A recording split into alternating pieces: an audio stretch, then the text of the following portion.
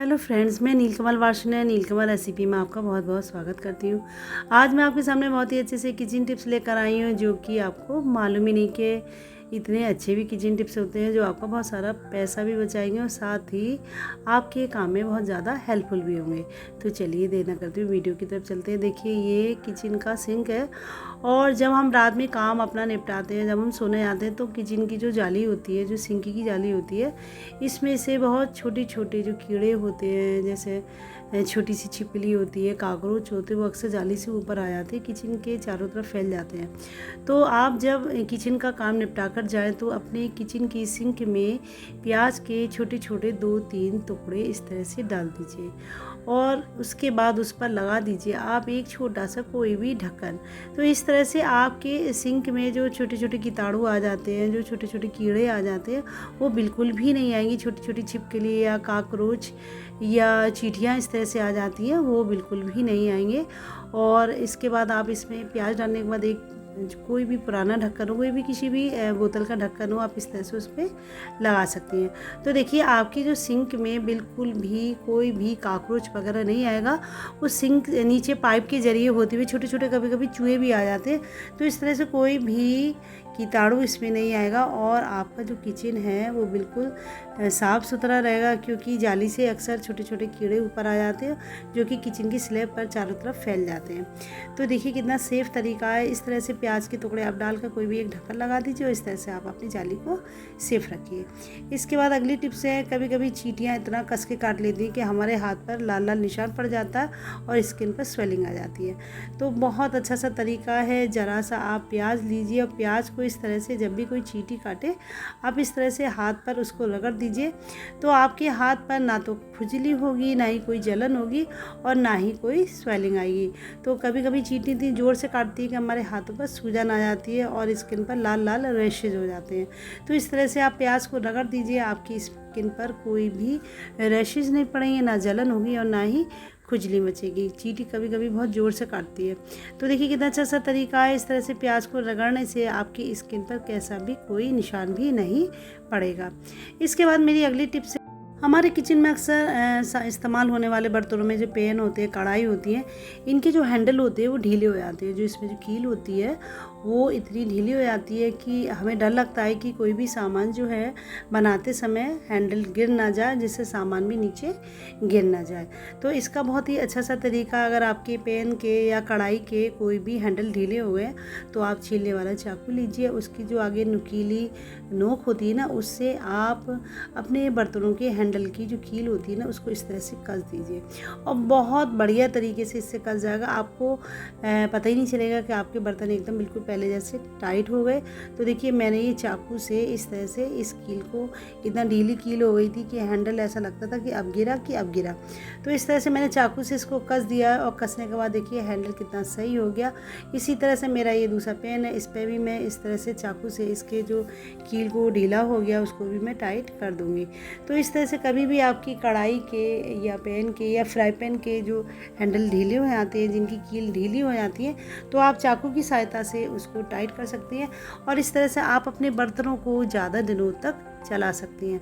अक्सर क्या होता है, जो हैंडल होते हैं वो ढीले हो जाते हैं और ढीले होते होते उनकी जो कील होती है बिल्कुल गिर जाती है, तो इस तरह से हैंडल भी बेकार हो जाते हैं। तो इस तरह से आप चाकू की सहायता से अपने बर्तनों के हैंडल की कीलों को इस तरह से आप टाइट कर लीजिए। इस तरह से आपके बर्तन जो है ज़्यादा दिनों तक चलेंगे और उनके हैंडल भी ढीले होकर गिरेंगे नहीं, और आपके लिए भी सुरक्षा की दृष्टि से बहुत ही अच्छा ये तरीका रहेगा, क्योंकि जब हैंडल ढीले हो जाएंगे तो सामान गिरने का भी डर रहेगा। तो देखिए कितना अच्छा सा टिप्स है जो आपकी बहुत ज़्यादा काम में आएगा। इसके बाद मेरी अगली टिप्स है, देखिए मेरी टी शर्ट है और टी शर्ट में कोई भी पॉकेट नहीं है। कोई टी शर्ट पॉकेट के बिना आती है, तो हमें बाज़ार जाना होता है या हमें सफ़र करना होता है तो पैसे रखने की दिक्कत होती है। तो मैं आपको बहुत ही अच्छा सा तरीका बताऊंगी कि आपको अपनी जो टी शर्ट है जिसमें पॉकेट नहीं है, आप किस तरह से उसमें पॉकेट को बना सकती हैं। तो ये जो छोटे छोटे पर्स होते हैं जिसमें हम लोग सामान लाते हैं बाज़ार से, ये सर्राफ के यहाँ से, तो इस तरह से छोटे छोटे पर्स होते हैं। तो इस पर्स को आप सेफ्टी पिन की सहायता से टी शर्ट के अंदर इस तरह से लगा सकती है और लगाने के बाद आप मार्केट जा सकती है। आपको सफ़र करना हो, सफ़र में आपको कोई भी ज्वेलरी ले आनी है या कोई भी आपको अपना कैश ले आना है तो आप इस तरह से इस पर्स में लेके जा सकती है, जो कि बहुत ही सेफ़ रहेगा और कहीं गिरने का भी डर नहीं रहेगा, ना ही कहीं चोरी होने का डर रहेगा। तो देखिए इस तरह से टी शर्ट में मैंने ये छोटा सा जो पर्स है 2 छोटी छोटी सेफ्टी पिन की सहायता से लगा दिया है। और लगाने के बाद देखिए आपको बाज़ार जाने के लिए कोई भी अब ज़रूरत नहीं पड़ेगी कि पॉकेट नहीं है तो हम सामान को या पैसों को या ज्वेलरी को किस तरह से लेके जाएं। और आपको सफ़र करना है तब भी आपको कोई भी दिक्कत नहीं है कि हमारा जो सामान है कैसे सेफ़ रहेगा, आप इस तरह से पर्स में लेके जा सकती हैं। तो देखिए टी शर्ट को हमने इस तरह से दिखाया है तो हमारी टी शर्ट में पता ही नहीं चल रहा कि इसके अंदर कोई पर्स भी लगा है। तो इस तरह से अगर आपको अपने बैग में कोई भी रुपए रख के ले जाने हैं या कोई भी ज्वेलरी रख के ले जानी है तो आप इस तरह से पर्स को सेफ्टी पिन की सहायता से टी शर्ट में लगा दीजिएगा। और लगाने के बाद आप इसकी तह बनाइएगा और तह बनाने के बाद देखिए टी शर्ट में लगेगा ही ना कि पर्स है। इस तरह से आप अपने कीमती सामान को या अपने कैश को इस तरह से पर्स में रखकर लेके जा सकती है और तह से पता ही नहीं चलेगा कि आपके टी शर्ट में कोई भी पर्स है जिसमें आपकी ज्वेलरी रखी हुई है या फिर उसमें आपका कोई भी कैश रखा हुआ है। तो देखिए कितना अच्छा सा तरीका है अपनी टी शर्ट में पॉकेट बनाने का। कभी भी आपकी टी शर्ट बगैर पॉकेट की हो तो आप इस तरह से छोटे पर्स को 2 सेफ्टी पिन की सहायता से लगा सकती हैं और आराम से आप बाज़ार जा सकती हैं और आराम से आप जो है ट्रेन में या बस में सफ़र भी कर सकती हैं। तो देखिए कितना अच्छा सा तरीका है। आपकी जो टी शर्ट है वो बगैर पॉकेट की है लेकिन इस तरह से आप अपनी टी शर्ट को पॉकेट वाली बना सकते हैं। ये बहुत अच्छी सी टिप्स है जो कि आपकी बहुत ज़्यादा काम में भी आएगी। इसके बाद मेरी अगली टिप्स है, हमें अपने हाथ धोने और हमारा हैंड वॉश ख़त्म हो गया। हैंड वॉश ख़त्म हो गया तो हम हाथ धोने के लिए बहुत तरीके इस्तेमाल करते हैं, साबुन से धुलते हैं या कभी कभी हम जो है शैम्पू का पाउच लेते हैं और शैम्पू के पाउच से उसको कट करके उसमें से शैम्पू निकाल कर हम अपने हाथ धुलते हैं। और जब हम हाथ धुलते हैं तो जो शैम्पू का पाउच होता है उसको रखने के लिए बड़ी समस्या आती है कि वो कभी इधर गिर गया उधर गिर गया या उसका जो शैम्पू होता है पाउच का वो बाहर निकल जाता है।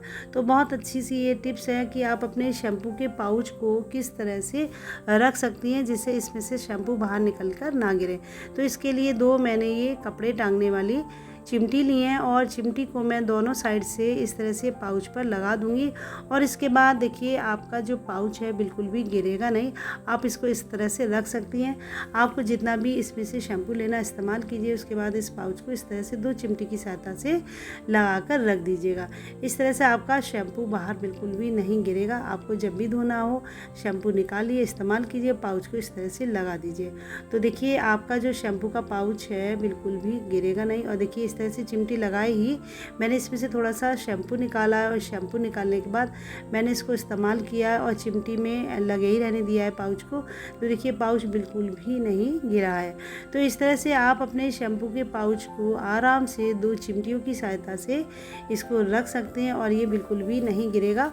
और इसी तरह से चिमटी लगे हुए ही आप इसको इस्तेमाल में ले सकते हैं। आपको ये सारे टिप्स कैसे लगे मुझे कमेंट बॉक्स में ज़रूर बताइएगा और ज़रा भी अच्छे लगे तो प्लीज़ लाइक तो ज़रूर कीजिएगा, साथ में शेयर भी कीजिएगा। मिलते हैं आपसे अगली वीडियो में, तब तक के लिए bye bye, have a nice day, thank you.